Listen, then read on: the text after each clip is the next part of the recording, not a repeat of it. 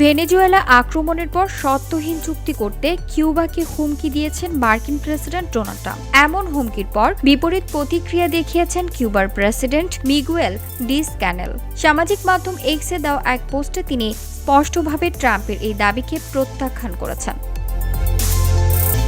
কিউবার president বলেছেন, আমাদের কি করতে হবে তা নির্ধারণ অন্য কেউ করতে পারে না। কিউবা একটি স্বাধীন ও সার্বভৌম দেশ।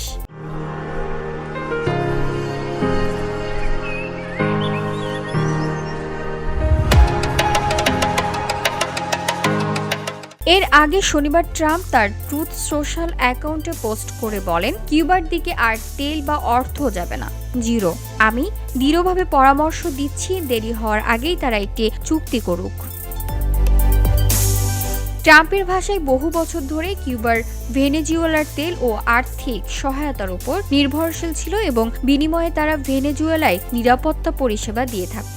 কিন্তু এখন তা বন্ধ হয়ে যাচ্ছে এবং কিউবা যদি যুক্তরাষ্ট্রের সঙ্গে কোনো চুক্তি না করে তাহলে তাকে কঠোর পরিণতির মুখোমুখি হতে হবে। তবে কিউবার বিরুদ্ধে কী ধরনের পদক্ষেপ নেওয়া হতে পারে তা বিস্তারিত বলা হয়নি।